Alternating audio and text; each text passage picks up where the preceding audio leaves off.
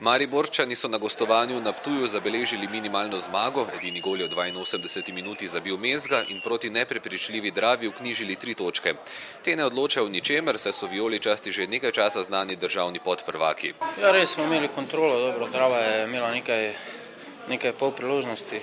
Dobro, tekma ni bila najbolj za gledalce, ampak nam se je sigurno poznala malo utrujenost od sobote ampak na koncu je pač najbolj pomembno, da smo osvojili 3 točke in pač da smo se še bolj utrudili na drugem mestu.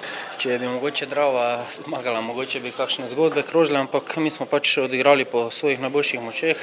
Tekma je sovpadala z razkritjem Matjaža Keka, kateri igralci so v širšem izboru za svetovno prvenstvo. Med njimi so tudi Suat Fileković, novopečeni član Maribora Aleksander Rajčević in Elvedin Džinić. To je neka nagrada pač za ves trud in pač upam, da bom še med 26 pa pol tudi med 23, jaz bom pač dal vse od sebe, pa bomo videli pol, kaj bo na koncu spadlo. Na Ptuju ostaja nekaj upanja za obstanek, saj ob zmagi Rudarja njihov tekmec Interblok prav tako izgubil.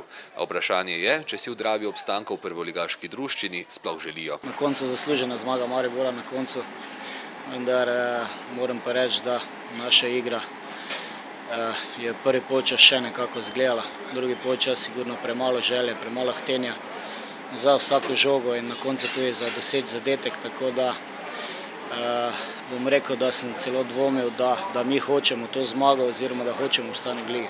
Vsem nam težko, glede situacije v klubu, kajti že skoraj 2 meseca se nihče ni oglasil, ni povedal planov za naprej, tako da igralci verjetno so z mislimi kje druge, vendar mi smo že dejali, da smo borili do konca. Še sploh ima smisel vztrajati v prvi ligi?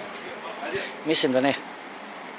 Je boljše, če začnete nekje od spodaj pa vse na novo postavite temelje? Definitivno.